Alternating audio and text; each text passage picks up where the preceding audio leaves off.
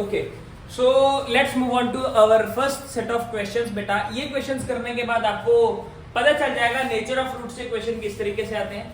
Nature of root से question बेटा इन्हीं 5 तरीके के आएंगे बेटा मोस्टली, ठीक है, मोस्टली, बाकी तो इट इज अनसर्टेन, है ना। और फिर इसके बाद हम चलेंगे स्टेटमेंट क्वेश्चंस की तरफ। So first of all we are starting with find the discriminant of the quadratic equation 4x² - 5 = 0।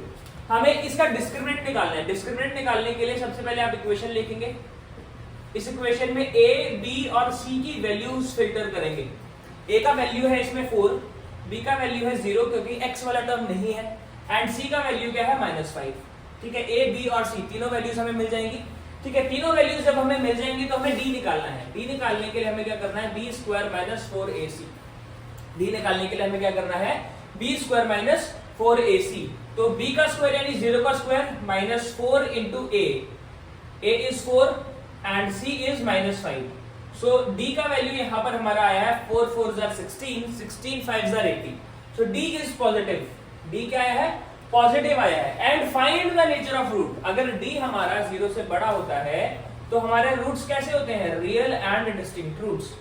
Real and distinct roots, ठीक है, रियल एंड डिस्टिंक्ट रूट्स होते हैं हमारे रूट्स जो हैं they will be real and distinct.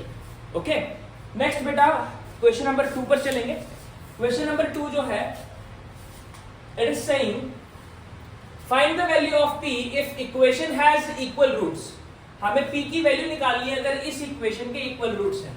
तो equal roots के लिए हमें पता है d इज इक्वल टू 0 होता है। For equal roots d is equal to 0, d is equal to 0, d 0 यानी b² - 4ac हमारा 0 के बराबर होगा। अब इस इक्वेशन में अगर मैं a की वैल्यू निकालने की कोशिश करूं, ये पूरी वैल्यू मेरी a होगी, ये पूरी वैल्यू मेरी b होगी और ये वाली वैल्यू मेरी c होगी, है ना।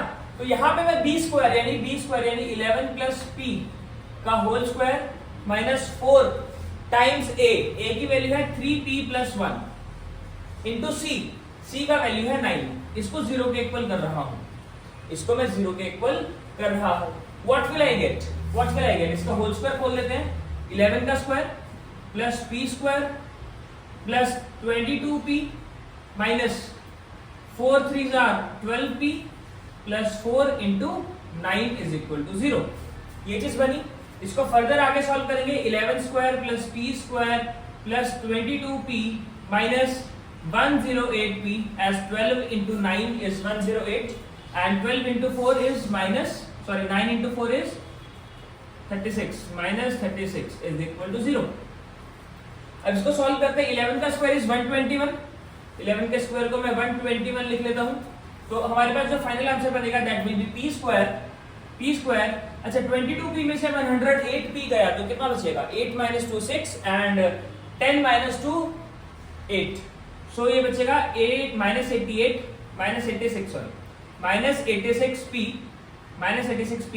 एंड 121 में से 36 गया, 11 में से 6 गए तो हमारे पास बचा 5 एंड 11 में से 3 गया तो 8 -85 is equal to 0।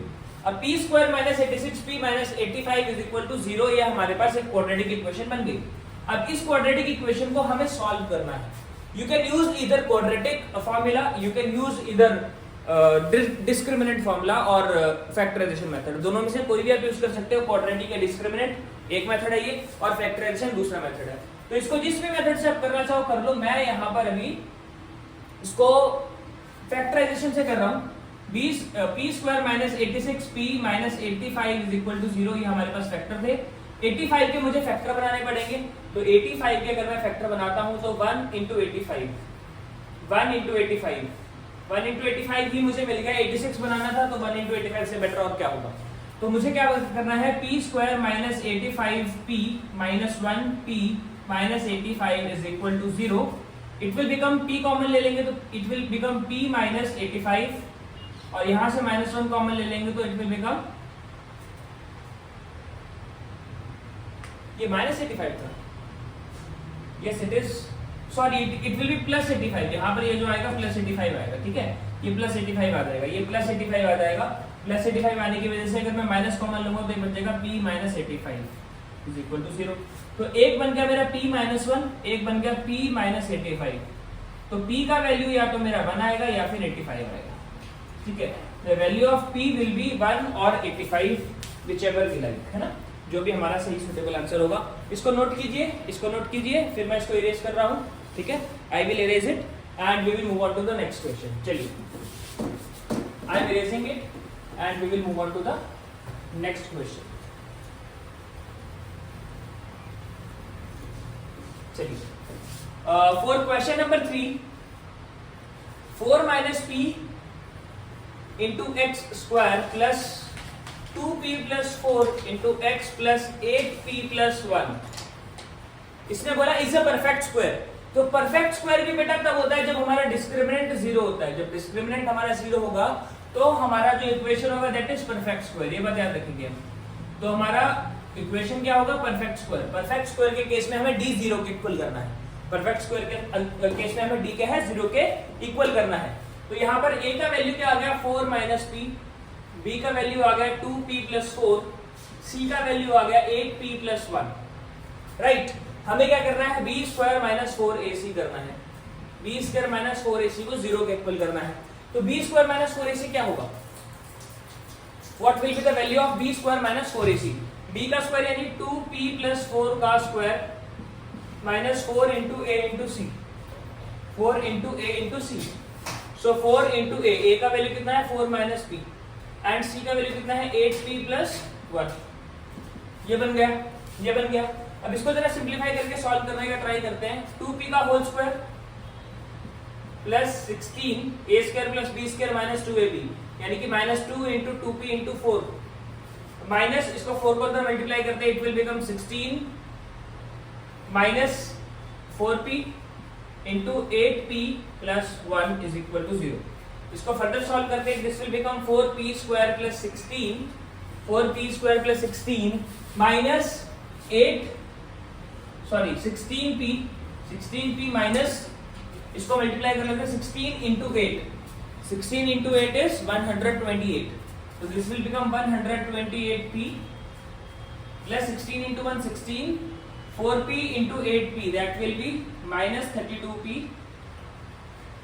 minus 32p, minus 32p, minus 4p into 8p, नहीं किया ना, ठीक है, minus 32p add minus 4p into p, that will be minus 4p, 32p square हो गई।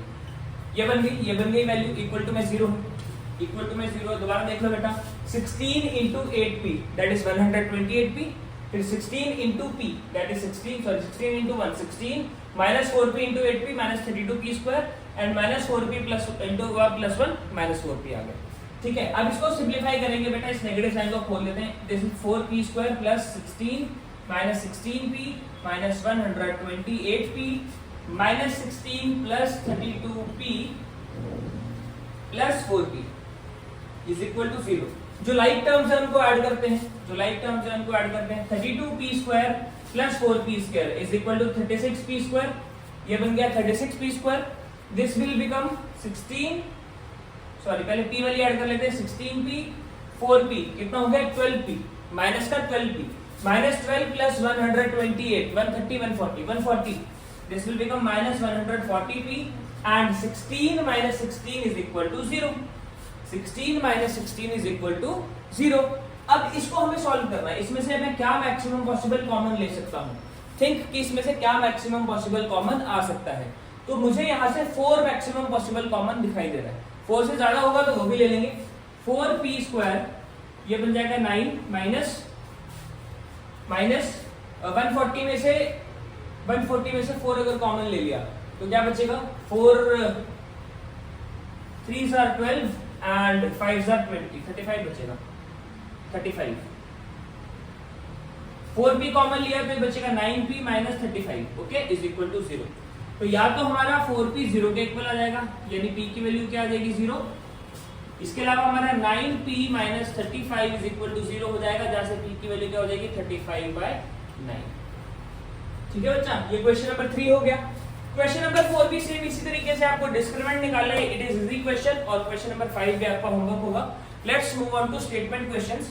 ठीक है, बिना टाइम वेस्ट किए हम स्टेटमेंट क्वेश्चन पे चलते हैं। Pause the video to note it. ठीक है, तो बच्चों अब हम 6 तरह की स्टेटमेंट प्रॉब्लम्स करने वाले हैं। जनरली 6 तरह की ही स्टेटमेंट प्रॉब्लम्स हमें क्वाड्रेटिक इक्वेशन में देखने को मिलती हैं। इसके अलावा भी अगर कोई प्रॉब्लम आएगी तो आप उसको पढ़कर करने लायक हो जाओगे। बस जितने क्वेश्चन हम यहाँ करने वाले हैं ना, वो सारे के सारे क्वेश्चन आपने अच्छे से करने हैं। आज हमारा टारगेट रहेगा problems on numbers and problem based on edges हम खत्म कर लें। ठीक है, problems based on numbers and problem based on edges हम खत्म कर लें, ये हमारा टारगेट आज रहेगा।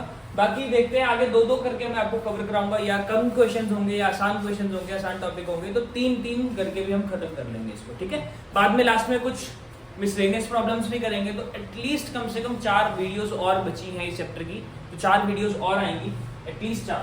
ठीक है, तो मैंने कुछ क्वेश्चंस यहाँ पर लिख कर रखे हैं, फटाफट से मूव कर लेते हैं। यहाँ पे मैंने सॉल्व करने के लिए जगह मैं बना लेता हूँ।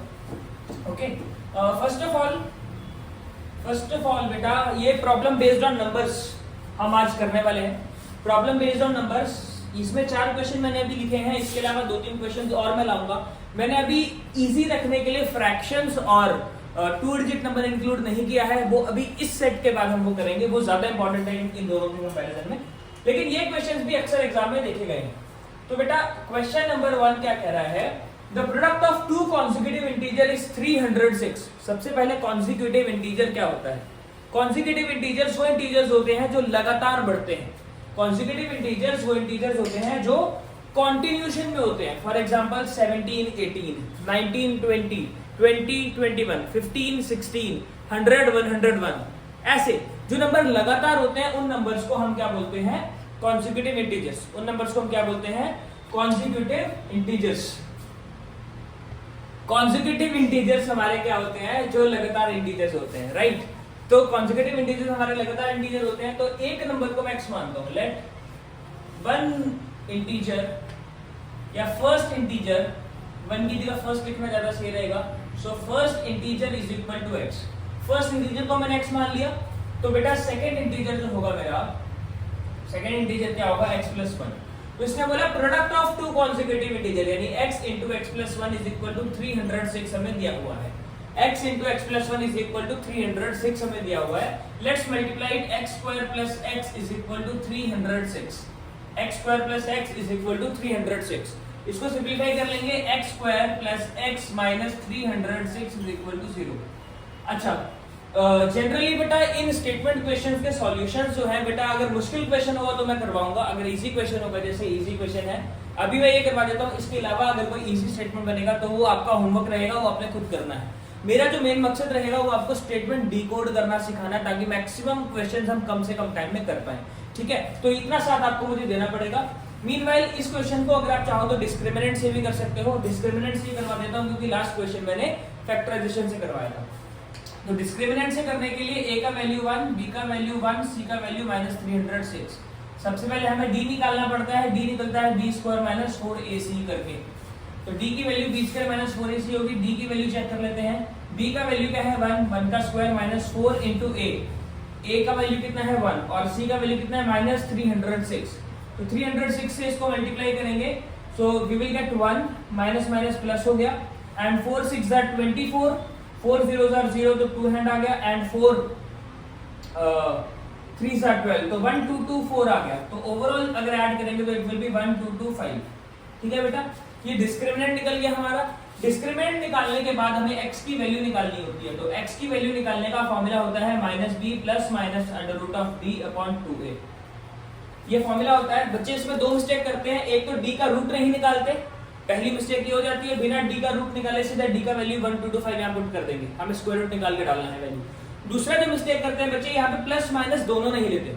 आपको प्लस और माइनस दोनों लेना है, मतलब एक बार प्लस के साथ सॉल्व करना है, एक बार माइनस के साथ सॉल्व करना है। 2 कॉमन मिस्टेक है बेटा, बहुत इंपॉर्टेंट, दोबारा सुन लो। आपको d का स्क्वायर रूट करना है, दूसरा यहाँ पे प्लस माइनस दोनों के साथ ऑपरेट करना है। ठीक है, so x is equal to minus b यानी कि minus 1 plus minus root of 1 2 2 5। So 1 2 2 5 का रूट क्या होगा? 1 2 2 5 का रूट जिसको नहीं आता, मैं लॉन्ग डिवीजन मेथड से सिखा रहा हूँ।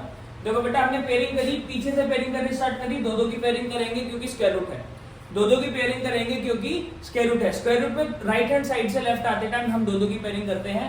अब पेयरिंग करने के बाद इसके क्लोजेस्ट स्क्वायर देखो, 12 के क्लोजेस्ट स्क्वायर गिरता कौन सा है? कौन सा क्लोजेस्ट स्क्वायर जो 12 से छोटा है? 3 का स्क्वायर यानी कि 9। तो हम यहाँ पे 3 लिखेंगे, यहाँ लिखेंगे 3 3s are 9 हो गया, 3 3s are 9 हो गया। अब इसको जरा हम डिवाइड करेंगे, सॉरी माइनस करेंगे, तो दिस विल बी 3, और जब ये नीचे स्टेटमेंट उतरेगी ना तो 25 पूरा का पूरा उतरेगा। जो नीचे स्टेटमेंट उतरेगी तो 25 पूरा का पूरा उतरेगा। अब बेटा यहां पर आपने ध्यान देना है, ये 3 प्लस ये 3 ऐड होंगे, ये 3 प्लस 3 ऐड होंगे और ये नंबर 60s में जाएगा। मतलब यहां हमें 6 के साथ एक नंबर ऐसा लिखना है जिससे, जैसे मतलब मैं आपको समझाता हूं, जैसे अगर मैंने यहाँ 1 डाला तो मेरे को 61 को 1 से मल्टीप्लाई करना पड़ेगा। अगर मैं इस डैश में 2 डालता हूं, इस डैश में अगर मैं 2 डालता हूं तो मुझे 2 से मल्टीप्लाई करना पड़ेगा।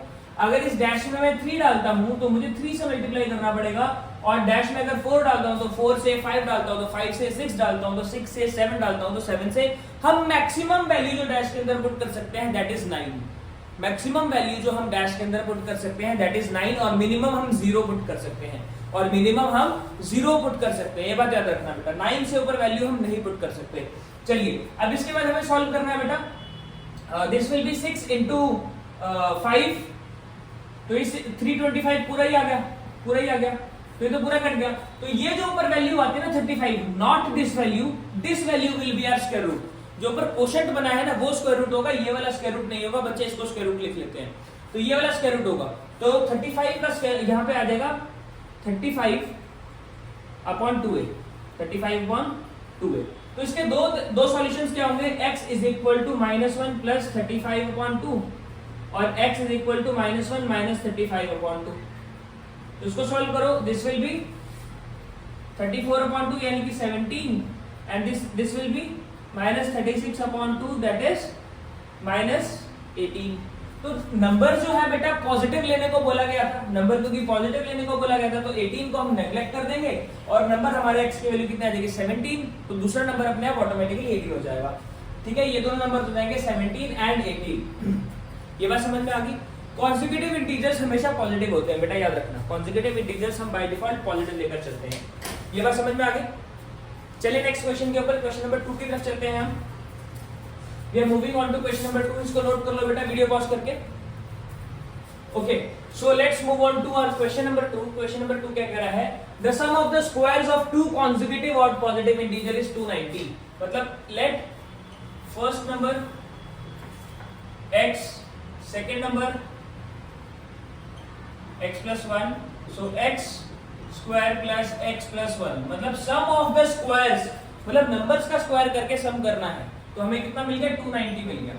नंबर्स का स्क्वायर करके हमें सम करना है तो हमें कितना मिल गया 290 मिल गया। तो x स्क्वायर प्लस 1 का square plus 2x is equal to 290। इसको फर्दर सॉल्व कर लो, this will become 2x square plus 2x minus 289 is equal to 0। अब इसको आप सॉल्व कर सकते हो, इसको आपने खुद सॉल्व करना है, चाहे फैक्टराइजेशन से कीजिए चाहे डिस्क्रिमिनेंट से कीजिए।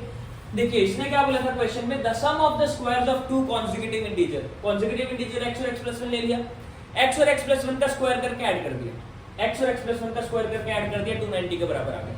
290 के बराबर आ गया तो हमें इंटीजर्स निकालने हैं। अब इसको आप आपने खुद सॉल्व करना है, ये आपका होमवर्क है। अगर नहीं होगा तो कमेंट सेक्शन में बताना, वीडियोस लाएंगे उसमें सॉल्व करेंगे। ठीक है, अगर आपको ये सॉल्व करना नहीं आता तो आपको पहले पिछले क्वेश्चंस करने की जरूरत है और आप असाइनमेंट में मुझसे मांग सकते हैं, मैं यूट्यूब पर ही पोस्ट कर दूंगा असाइनमेंट्स, कम्युनिटी फीड के अंदर हो जाती है। ठीक है, चलिए क्वेश्चन नंबर 3 के ऊपर चलेंगे फटाफट से। डिवाइड 12 इनटू 2 पार्ट्स, कह रहा 12 को 2 हिस्सों में बांटो। Let one part be x, let one part be x, एक पार्ट को x मान लिया, अदर पार्ट ऑटोमेटिकली कितना हो जाएगा, other part will automatically be 12 minus x। मैंने 12 को 2 हिस्सों में बांटा, एक पार्ट अगर x है दूसरा पार्ट क्या होगा 12 माइनस x। अगर मैंने 12 को 2 हिस्सों में बांटा, एक पार्ट अगर 4 हो गया दूसरा पार्ट ऑटोमेटिकली क्या हो गया 8 हो गया, है ना। तो वो कैसे निकला 12 माइनस 4 करके। तो सिमिलरली अगर एक पार्ट x है तो दूसरा पार्ट क्या हो जाएगा 12 माइनस x, है ना। एक पार्ट x है तो दूसरा 12 माइनस x है। Such that sum of their squares is 74, मतलब इनके जो स्क्वायर्स का सम है x square plus 12 minus x का whole square is equal to 74। Let's see क्या आता है, x square plus 144 plus x square minus 24x is equal to 74। Simplify कर लो, 2x स्क्वायर माइनस 24x, 144 में से 74 गया तो आई थिंक 50 60 70 बचेगा। ठीक है, it will be 70 is equal to 0। So x square minus 12x plus 35 is equal to 0। 7 और 5 फैक्टर बन जाएंगे बेटा, आपका आंसर आ जाएगा। ठीक है, फैक्टराइजेशन से करना इसको क्योंकि छोटा सा है। देखो 7 5 35 और 7 और 5 12 बन रहा है, तो इजीली हो जाएगा ये, right. So let's move on to question number 4। Let's move on to question number 4। फटाफट से क्वेश्चन नंबर 4 पे चलते हैं। क्वेश्चन नंबर 4 क्या कह रहा है? Question number 4 is saying sum of the two natural number is 8. Sum of two natural numbers is 8. Sum of two natural number is 8 and sum of their reciprocal is 8 by 15. अब दो natural numbers का sum अगर 8 दिया है, let one number is equal to x, other number is equal to y. अगर एक number x है, दूसरा नंबर y है, तो इसका सम जो है, उसका सम जो है that is x plus y is equal to 8 हमें दे दिया, x plus y is equal to 8 दे दिया, ठीक है। तो अगर एक नंबर x है तो y की वैल्यू अगर मैं निकालना चाहूं तो that will be 8 minus x automatically, तो y को मैं 8 माइनस x लिख सकता हूं। Now he is saying sum of their reciprocals is 8 by 15 means reciprocal अगर निकालो यानी कि 1 upon x plus 1 upon y is equal to 8 by 15, या इसको दूसरे तरीके से लिखूं तो 1 upon x plus 1 upon 8 minus x is equal to 8 by 15. After taking LCM, x into 8 minus x is equal to 8 by 15 into 8 minus x plus x. देखो बेटा algebraic LCM लेना बहुत ज्यादा इजी होता है। अलजेब्राइक एलसीएम लेने में हमें क्या करना होता है, हमें नीचे वाली दोनों वैल्यूज को मल्टीप्लाई करना है, नीचे वाली दोनों वैल्यूज को मल्टीप्लाई करना है और ऊपर क्रॉस मल्टीप्लाई करना है, that is it. Algebraic multiplication लेना is very easy, just you have to multiply the denominators and cross multiply the numerators with denominator, ठीक है। मतलब 8 माइनस x को इससे और x को इससे कर देंगे, बीच में प्लस का निशान है तो प्लस आ गया, दैट इज इट। इसके बाद इसको सिंपली खोलना है, 8 minus x plus x, x से x कैंसिल, ये हो जाएगा नीचे 8x, x को 8 से मल्टीप्लाई किया तो 8x और x से किया तो x square is equal to 8 upon 15। अब इसको क्रॉस मल्टीप्लाई करो, ये क्या बना है 8 upon 8x minus x square is equal to 8 upon 15, right. इसको यहां मल्टीप्लाई कर दो, इसको यहां मल्टीप्लाई कर दो, सो 8 into 15 is equal to 8 times 8x minus x square। तो इस 8 से ये 8 खत्म, सो ये बन गया। इसको अब इधर शिफ्ट करना स्टार्ट करो, 15 is equal to 8x minus x square, इधर शिफ्टिंग करनी स्टार्ट करो दोनों की, तो ये बन जाएगा 15 plus x square minus 8x। Standard form में लिख लो x square minus 8x plus 15 is equal to 0। अब इसका फैक्टर बनाना है, 5 और 3 फैक्टर बन जाएगा बेटा, 5 और 3 फैक्टर बन जाएगा फैक्टराइजेशन से, this will be your answer, ठीक है। फटाफट से मिलते हैं अब नेक्स्ट सेट ऑफ क्वेश्चंस के ऊपर, आई होप ये समझ में आया होगा। Okay, let's move on to our next set of questions बेटा। तो इस क्वेश्चंस में हम फ्रैक्शंस और 2 डिजिट प्रॉब्लम्स के क्वेश्चंस लाए हूं आपके लिए। तो फ्रैक्शंस के क्वेश्चंस करने का ना एक तरीका होता है बेटा, जब भी आपको फ्रैक्शंस के क्वेश्चंस करने हैं ना, जब भी आपको फ्रैक्शन का क्वेश्चन आए, चाहे वो लीनियर इक्वेशन में हो चाहे वो क्वाड्रेटिक इक्वेशन में हो, ध्यान से सुनो, चाहे वो लीनियर इक्वेशन में हो चाहे वो क्वाड्रेटिक इक्वेशन में हो, हर बार जब भी आपको फ्रैक्शन के क्वेश्चन करने हैं तो आप लोगों को एक न्यूमरेटर को x मानना है, न्यूमरेटर को आप लोग x मानेंगे, डिनोमिनेटर को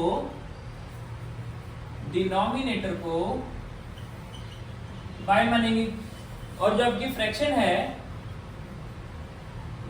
वो x अपॉन y आ जाएगी। क्या वो एवरीथिंग फाइन, ठीक है। जो न्यूमरेटर है उसको x मानेंगे, डिनोमिनेटर जो है उसको y मानेंगे, और जो हमारी फ्रैक्शन है that will be x upon y। Fraction हमारे पास x अपॉन y हो जाएगी। अब फ्रैक्शन x अपॉन y है, इसका मतलब क्या है? अब इतना लिखने के बाद ये आपका प्री रिक्विजिट है, हर फ्रैक्शन वाले क्वेश्चन में आपने करना ही करना है, चाहे आपको क्वेश्चन लीनियर इक्वेशन का हो चाहे आपको क्वेश्चन क्वाड्रेटिक इक्वेशन का हो। इसके बाद क्वेश्चन पढ़ेंगे, इसके बाद क्वेश्चन पढ़ना स्टार्ट करो। The numerator of the fraction is 1 less then the denominator. तो इसने बोला न्यूमरेटर जो है वो डिनोमिनेटर से एक छोटा है, मतलब डिनोमिनेटर में मैं 1 माइनस करूंगा तो मुझे न्यूमरेटर मिलेगा, as simple as that. Numerator of the fraction is 1 less than its denominator, मतलब न्यूमरेटर पाने के लिए मुझे डिनोमिनेटर में से एक माइनस करना है ना, क्योंकि न्यूमरेटर डिनोमिनेटर से एक नंबर छोटा है। Is it clear? अब इसने बोला if 3 is added to each numerator and denominator the fraction is increased by 3/28। यहां कैच है बेटा, देखो यहां पर इसने केस 2 में क्या बोला, केस 2 में सिंपली इसने बोला कि अगर मैंने न्यूमरेटर में 3 ऐड कर दिया और डिनोमिनेटर में 3 ऐड कर दिया, ठीक है। तो यहां ये दो तरीके से क्वेश्चन पूछता है बेटा, क्वेश्चन दो तरीके से पूछता है। एक तो आपको इंक्रीज या डिक्रीज दे देगा एक तरीका, दूसरा तरीका क्या होगा, ये आपको बोलेगा कि फ्रैक्शन बिकम्स दिस। तो फ्रैक्शन अगर से बोला था फ्रैक्शन बिकम्स 3/28, तो हम सीधा यहाँ पर 3/28 लिखते, जो आपकी एनसीईआरटी में दिया जाता है, जो आपकी एनसीईआरटी में दिया गया है। अब बेटा क्योंकि यहां पर इसने बोला फ्रैक्शन इज इंक्रीज्ड बाय 3/28, मतलब फ्रैक्शन इनिशियली क्या था, इनिशियली जो फ्रैक्शन था वो x/y था, स्टार्टिंग में जो फ्रैक्शन था वो x/y था। इस फ्रैक्शन में 3/28 ऐड करना है क्योंकि वो इंक्रीज हुआ है, गॉट इट? इसमें 3/28 आपने ऐड करना है, ये चीज समझ में आई? अब यहां पर आप x की वैल्यूज दोबारा रीसब्स्टिट्यूट करेंगे, यहां पर आप x की वैल्यू दोबारा से डाल देंगे, चाहे इस स्टेप में डाल दो चाहे बाद में डाल देना, आंसर सेम ही आने वाला है। इसको करते हैं जरा सॉल्व। ये x + 3/y + 3 is equal to, LCM ले रहे हैं 28x + 3y / 28y। ये चीज क्लियर हो गई, इतना क्लियर हो गया। इस 28y को यहां मल्टीप्लाई कर लेंगे और इसको यहां मल्टीप्लाई कर लेंगे, ठीक है? तो this will become 28y times x + 3 into 28x times 3y को होल हमने मल्टीप्लाई करना है y + 3 के साथ। इतना क्लियर हो गया होगा, इतना हमारा क्लियर हो गया होगा, इतना हमारा क्लियर हो गया होगा। वीडियो पॉज करके स्क्रीनशॉट लो जरा यहाँ तक, क्योंकि हमारे पास थोड़ी स्पेस कम है, मुझे इसको इरेज करना पड़ेगा, राइट? मुझे इसको इरेज करना पड़ेगा। तो ऊपर वाला मैं इरेज कर रहा हूँ बेटा, सिर्फ ऊपर वाला मैं इरेज कर रहा हूँ। चलिए अब देखो बेटा यहाँ पर क्या है, यहाँ पर हम क्या करेंगे, x की वैल्यू दोबारा डाल देंगे। अच्छा, x की वैल्यू यहाँ पर हमारी क्या निकली थी, x की वैल्यू हमारी निकली थी y - 1, है ना? ये x की वैल्यू y - 1 दोबारा यहाँ पर डाल देंगे। तो 28y इंटू y - 1 + 3, देखो x की जगह y - 1 डाला, 3 वैसा का वैसा, is equal to 28 into y - 1, 28 into y - 1 plus 3y, इसको पूरे को हमें मल्टीप्लाई करना है y + 3 के साथ, इसको पूरे को मल्टीप्लाई करना है y + 3 के साथ। तो इसको जरा अंदर मल्टीप्लाई करेंगे तो क्या बनेगा, ये बनेगा 28y, पहले इसको ऐसे रख देते हैं, और ये बनेगा y + 2 is equal to 28y - 28 plus 3y into y + 3 into y + 3। इसको अंदर मल्टीप्लाई करेंगे, ये बनेगा 28y² प्लस 56y। 28, देखो 28 को y से मल्टीप्लाई किया तो 28y² आ गया, 28y को 2 से मल्टीप्लाई किया तो 56y आ गया, ठीक है? अब इस तरफ हम कर रहे हैं बेटा 28y + 3y कितना हो गया, 31y - 28 into y + 3 into y + 3। अब इसको फटाफट से नीचे वाला भी नोट कर लो वीडियो पॉज करके। अब हम आगे जा रहे हैं बेटा, अब हम आगे जा रहे हैं, जरा ध्यान से देखेंगे। अब हम आगे जा रहे हैं, इसके आगे जा रहे हैं, देखिए ध्यान से। 28y² plus 56y is equal to 31 into y क्या हो गया, 31y²। 31 इंटू 3 क्या हो गया, 93y माइनस 28y माइनस 8 3 जा 24, 3 2 जा 6 प्लस 2 8 84 माइनस 84। सारी टर्म्स को इधर ले आओ, ये सारी टर्म्स को इधर ले आओ। y² को पॉजिटिव रखना है तो बड़ा y² यहां रहने देते हैं, और ये सारी टर्म्स को हम उधर शिफ्ट करना स्टार्ट करते हैं, ठीक है? तो this will become 31y² plus 93y minus 28y minus 84 minus 28y² minus 56y is equal to 0, is equal to 0। अब 31y² में से 28y² माइनस हुआ तो बचेगा 3y², क्या बचेगा 3y²। 93y में से 28y सब्ट्रैक्ट हुआ, 93y में से 13 में से 8 गए तो 5 बचे, this will be 15, sorry yes 8 में से 6 2 गया तो 6 बचा, this will be 65y minus 56y and this 84 के साथ तो कुछ है ही नहीं, 84 एज इट इज ही रह जाएगा।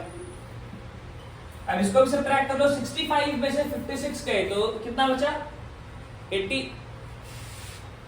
65 में से 56 गए तो 9 बचेगा, right? Correct me if I am wrong. 66 10 पे बचेगा, हाँ 9 बचेगा, तो 9y 3y² plus 9y minus 84 is equal to 0। पूरे में से 3 कॉमन आ रहा है, y² प्लस 3y माइनस 3 2 6 और 24 28 पे आ गया। यस 28 पे आ गया। अब इसको फैक्टराइज कर लेंगे बेटा, इसको फैक्टराइज कर लेंगे, हमारा आंसर आ जाएगा, है ना। इसको फैक्टराइज कर लेंगे तो हमारा आंसर आ जाएगा y square plus 3y minus 28 is equal to 0। इसको हम फैक्टराइज करेंगे तो हमारा आंसर आ जाएगा। 28 के फैक्टर्स क्या क्या होते हैं? 28 का फैक्टर होते हैं 7 और 4। 7 और 4 से हो जाएगा बेटा, एक फैक्टर 7 आ जाएगा, एक फैक्टर 4 हो जाएगा। 7 माइनस 4 तो 23 हो जाएगा और 7 इंटू माइनस 4 माइनस 28 हो जाएगा। ठीक है, ये नोट कर लो बेटा, नोट कर लो। चलो अब हम चल रहे हैं बेटा डिजिट्स प्रॉब्लम में, 2 डिजिट प्रॉब्लम पे। 2 डिजिट प्रॉब्लम कैसे सॉल्व होगा, राइट। तो 2 डिजिट प्रॉब्लम सॉल्व करने के लिए भी प्री रेक्विजिट है बेटा, जो 100% हर बार आपको लगाना ही लगाना है ना। जो चीज आपको लगानी ही लगानी है। तो जब भी एक 2 डिजिट प्रॉब्लम क्वेश्चन में आएगा, 2 डिजिट प्रॉब्लम, जब भी एक 2 डिजिट प्रॉब्लम आपको क्वेश्चन में दिखाई देगा, आपको let digit at ones place, digit at ones place उसको आप x मान लेंगे और डिजिट एट टेंस प्लेस इसको आप y मान लेंगे। डिजिट एट वंस प्लेस को आप x मान लेंगे, डिजिट एट टेंस प्लेस को आप लोग y मान लेंगे। तो वंस प्लेस वाले डिजिट को आप x मान लेंगे, टेंस प्लेस वाले डिजिट को आप y मान लेंगे। अब वंस प्लेस डिजिट जो है वो x है और टेंस प्लेस डिजिट जो है वो y है ना। तो जो नंबर बनेगा बेटा, नंबर ओरिजिनल नंबर वो बनेगा 10y प्लस x। मतलब जो टेंस प्लेस पे है उसको 10 से मल्टीप्लाई करो, जो वंस प्लेस पे उसको 1 से मल्टीप्लाई करो और ऐड कर दो। फॉर एग्जांपल 36 अगर आपको लिखना है, 36 अगर आपको लिखना है, आपका वंस प्लेस पे पड़ा है 6, ठीक है, और टेंस प्लेस पे जो पड़ा है वो 3 पड़ा है। तो इसको आप कैसे लिखेंगे? आप 3 प्लस 6 थोड़ा ना लिखेंगे। इसको आपको लिखने के लिए क्या करना पड़ेगा, जो टेंस प्लेस पे है उसको 10 से मल्टीप्लाई करो, जो वंस प्लेस पे उसको 1 से मल्टीप्लाई करो। यहां पर टेंस प्लेस पे हमने क्या लिया है, 10 लिया, y लिया है ना, और वंस प्लेस पे हमने क्या लिया है, x लिया है। तो नंबर हमारा बनेगा 10y प्लस x। बनेगा कि नहीं बनेगा? नंबर हमारा 10y प्लस x बनेगा। बन गया नंबर हमारा 10y प्लस x। इसको रेज कर रहा हूं, नंबर हमारा 10y प्लस x बन गया। जब भी ऐसा क्वेश्चन आएगा तो आपने रिवर्स नंबर पूछा है चाहे नहीं पूछा है, आपने लिखना है 10x प्लस y। इसको आदत बना लो बेटा, रिवर्स नंबर हमेशा हमारा 10x प्लस y हो जाएगा। ठीक है, अब क्वेश्चन पे आएंगे बेटा। क्वेश्चन क्या कह रहा है, the 2 digit number is 7 times the sum of its digits.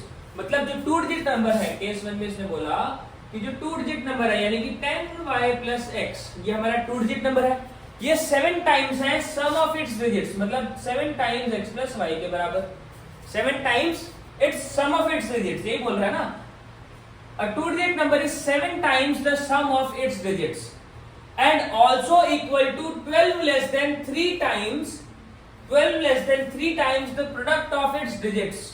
मतलब कह रहा है कि यही नंबर 10y plus x जो है ये इसके भी इक्वल है कि 12 less than 3 times product of its digits। मतलब 3 times x y में से अगर हम 12 माइनस करेंगे तो यही नंबर इसके बराबर भी आ रहा है। ठीक है, तो क्वेश्चन में इसने बोला it is also equal to 12 less than 3 times the product of its digits. मतलब उसका जो डिजिट का प्रोडक्ट है दैट इज xy को 12 से मल्टीप्लाई करो, 12xy में से 3 माइनस करो तो हमें वही नंबर मिल रहा है 10y प्लस x। ठीक है, तो ये दो केस हमें मिल गए। इन दोनों केसेस को हम सॉल्व कर सकते हैं, we can solve both of these cases together to get our answer. ठीक है, इसको सॉल्व करेंगे बेटा, क्या मिलेगा, चलिए स्टार्ट करते हैं। पहला तो इसको फर्दर सिंपलीफाई करो तो बनेगा 10y plus x is equal to 7x plus 7y। x वाले एक तरफ करो, y वाले एक तरफ करो, तो this will be 3y and this will be 6x। देखो x वाले को यहाँ शिफ्ट किया तो 7 माइनस 6 6x आ गया। इस 7 वाले को यहाँ शिफ्ट किया तो 10 माइनस 7 3y आ गया। तो यहाँ से मुझे पता लग गया कि y की वैल्यू जो है वो किसके बराबर है, 2x के बराबर है। यहाँ से मुझे पता चल गया y जो है 2x के बराबर है and y is greater than x। यहाँ से दो बातें मुझे पता चली कि y x के डबल है तो y जो है वो x से बड़ा भी है, अब y की वैल्यू 2x में हर जगह पुट कर दूंगा। मैं सेकंड वाली इक्वेशन में y की जगह 2x पुट कर रहा हूँ। ठीक है बेटा, तो ये बन जाएगा 10 into 2x plus 3 into x into 2x minus 12 तो this will become 20x plus x is equal to 3 2 जा 6x स्क्वायर माइनस 12। सबको इधर शिफ्ट कर लो, ये बन जाएगा 6x square minus 21x minus 12 is equal to 0। तो 12 इंटू 6 108 होता है। 108 के फैक्टर्स में 21 बनाना है। 108 के फैक्टर्स में हमें 21 बनाना, 12 और 9 21 होता है। तो 12 इंटू 9 हो गया बेटा, इसका एक फैक्टर 12 आ जाएगा। 12 इंटू 9 हमारा 108 हो जाता है और 12 प्लस 9 हमारा क्या हो जाता है 21 हो जाता है। ठीक है, अब क्योंकि हमें नेगेटिव चाहिए तो इसके आगे नेगेटिव ले लेंगे दोनों नंबर्स को। ठीक है, तो हमारा फैक्टर बन जाएगा minus 12x minus 9x is equal to 21 वाले से हो जाएगा। ठीक है, तो ये आपका फैक्टराइजेशन से हो जाएगा, फैक्टराइजेशन से कर लेना। अब बेटा लास्ट क्वेश्चन चलते हैं बेटा, लास्ट क्वेश्चन की तरफ। Depending upon the video length बेटा देखेंगे कि क्या हम एज प्रॉब्लम इसके अंदर कर पा रहे हैं कि नहीं। ठीक है, अगर एज प्रॉब्लम नहीं कर पाए तो कल वाली वीडियो के अंदर हम एज प्रॉब्लम करेंगे।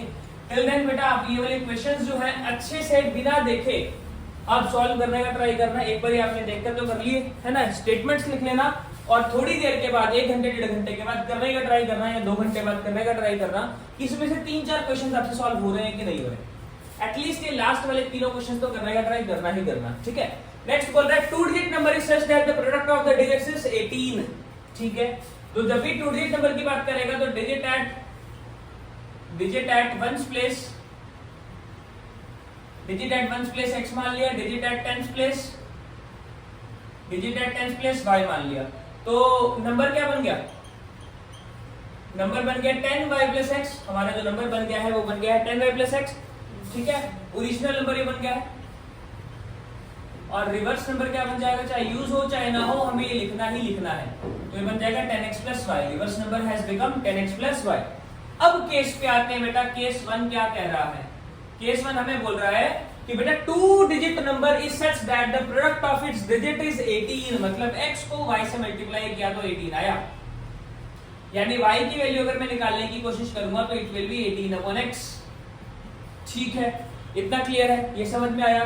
नेक्स्ट ये कह रहा है when 63 is subtracted from the number, मतलब अगर इस नंबर में से 10y प्लस x जो ओरिजिनल नंबर था इसमें से अगर मैं 63 सब्ट्रैक्ट कर देता हूं तो मुझे क्या मिलेगा, the digits interchange their place, मतलब रिवर्स नंबर बन जाएगा।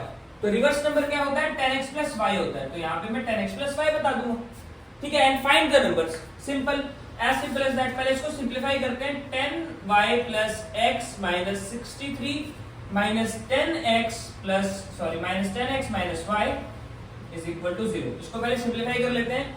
10 माइनस 1 कितना हो गया 9y, x माइनस 10 ये हो गया minus 9x minus 63 is equal to 0। 9 सभी में से कॉमन आ रहा है तो y minus x minus 7 is equal to 0। ये हमारे पास वैल्यू बन गई, ये हमारे पास वैल्यू बन गई। अब बेटा x की वैल्यू को y की वैल्यू को 18 अपॉन x में लिख सकता हूं, तो this will become 18 upon x minus 7 is equal to 0। तो इसको सिंप्लीफाई कर लेते हैं, 18 minus x square minus 7x upon x is equal to 0। यहाँ पे मैंने एलसीएम लिया है और कुछ नहीं किया, सिर्फ एलसीएम लिया है। अब ये x उधर जाकर क्या हो जाएगा, 0 से मल्टीप्लाई होकर 0 हो जाएगा। तो ये this will become 18 minus x square minus 7x is equal to 0। पूरी टर्म को पॉजिटिव बना लेते हैं, 7x square minus x square minus 7x x square plus 7x minus 18 is equal to 0। इसको फैक्टराइज अगर मैं करना चाहूं तो मैं कर सकता हूं x square minus x square plus 9x minus 2x minus 18 is equal to 0। ये हो जाएगा x common x plus 9 minus 2 common x plus 9, यहां से x माइनस 2 हो जाएगा और एक x जो है वो x की वैल्यू हमारी एक 2 हो जाएगी और एक x की वैल्यू माइनस 9 हो जाएगी। तो बेटा नंबर्स जो है नेगेटिव नहीं हो सकते तो 9 वाले को हम नेग्लेक्ट कर देंगे, हमारा जो x की वैल्यू है वो 2 हो जाएगी, x की वैल्यू 2 हो जाएगी। इफ x इज 2 तो y की वैल्यू क्या हो जाएगी 9, तो y वैल्यू 9 आ गया, x की वैल्यू 2 आ गया। ठीक है, तो नंबर हमारा क्या हो जाएगा 92। नंबर हमारा क्या हो जाएगा 92। क्लियर, नंबर हमारा हो जाएगा 92। यस, तो बेटा आज की वीडियो में सिर्फ इतना ही डिस्कस करेंगे हम, है ना। कोई भी डाउट हो तो कमेंट सेक्शन में जरूर बताना। Till then bye bye guys.